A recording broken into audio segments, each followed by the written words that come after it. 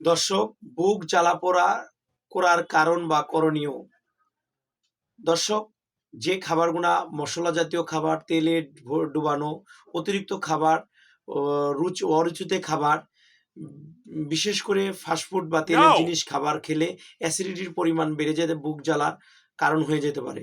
উপসর্গ: বুকে জ্বালাপোড়া হতে পারে, বুকে ব্যথা হতে পারে, টক বা চোনা ঢেক হতে পারে, পেটের ওপর দিকে কিছুটা ব্যথা তৈরি হতে পারে, গলার ভেতরে থেকে টক টক বা নোনতা পরিস্থিতি বের হতে বা লালা বের হতে পারে। করণীয়: দর্শক, যে খাবারগুলো খেলে আপনাদের এই সমস্যাগুলো, এই খাবারগুলো এড়িয়ে চলতে হবে।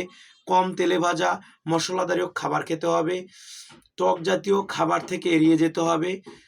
নাম্বার 4, বেশি বেশি পানি পান করবেন অথবা ন্যাচারাল ফল খাওয়ার চেষ্টা করবেন, সবুজ শাকসবজি খাওয়ার চেষ্টা করবেন, ভাজা পোড়া তেলের জিনিস খাবেন না। ইনশাল্লাহ বুক জ্বালা পোড়াটা কমে যাবে। অথবা কাঁচা পেঁপেটা আপনারা নিয়মিত কাঁচা পেঁপে অথবা পাকা পেঁপে খেতে পারেন। এক্ষেত্রে আদার রস খেলে বুক জ্বালা পোড়াটা কমে যাবে। ভালো কিছু পেতে আমাদের পেজটিকে ফলো করুন। সবাইকে ধন্যবাদ।